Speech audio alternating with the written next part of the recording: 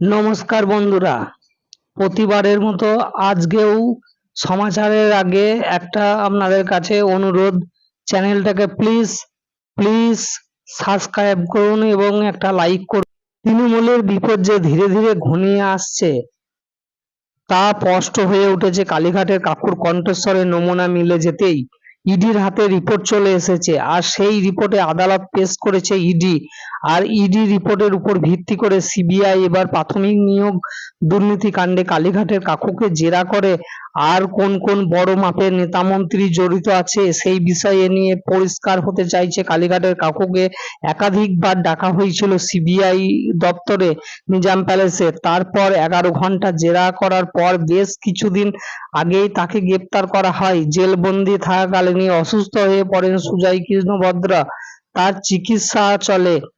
এবার রিপোর্টের কালীঘাটের কাকুর কণ্ঠস্বর নমুনা মিলে যেতেই সিবিআই জেলে গিয়ে সুজয় কৃষ্ণকে জেরা করে আসল তথ্য বের করে আনতে চাইছে। জানা যাচ্ছে এ ব্যাপারে সিবিআই কিছুদিনের মধ্যেই কড়া পদক্ষেপ করবে।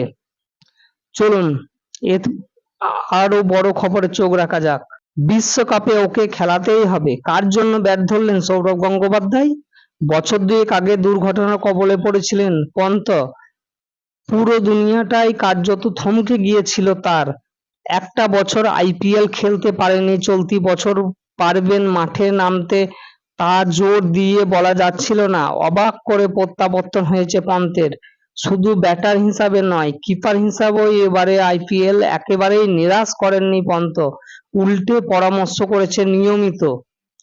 চলুন এর পরের খবরে চোখ রাখছি। সময়সীমার আগেই এসিসি মামলার রায় ঘোষণা করল কলকাতা হাইকোর্ট। সোমবার সকাল 10:30টায় বিচারপতি দেবাংশু বসাক এবং বিচারপতি মোহাম্মদ সাব্বার রশিদির ডিভিশন বেঞ্চ রায় ঘোষণা করে। প্রথম হাইকোর্টের একক বেঞ্চ, তারপর ডিভিশন বেঞ্চ ঘুরে সুপ্রিম কোর্ট হয়ে ফের হাইকোর্ট। এসিসির মামলায় দীর্ঘ আইনি পরিক্রমা শেষ হলো সোমবার। এসিসির মামলার নিষ্পত্তিতে বড় ভূমিকা রয়ে গেল সুপ্রিম কোর্টের এক বাঙালি বিচারপতির। চলুন অন্য খবরে চোখ রাখা যাক।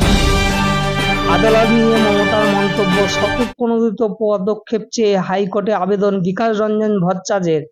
আদালত সম্পর্কে মুখ্যমন্ত্রীর মন্তব্য কলকাতা হাইকোর্টের দৃষ্টি আকর্ষণ করলেন বিকাশ রঞ্জন ভট্টাচার্য সহ বেশ কয়েকজন আইনজীবী। প্রধান বিচারপতি টি.এস. শিবগান, বিচারপতি হরিতনয় ভট্টাচার্য বেঞ্চ এর দৃষ্টি আকর্ষণ করে আইনজীবীরা আবেদন করে স্বতঃপ্রণোদিত হয়ে এই মন্তব্যের বিরুদ্ধে মামলা করুক কলকাতা হাইকোর্ট।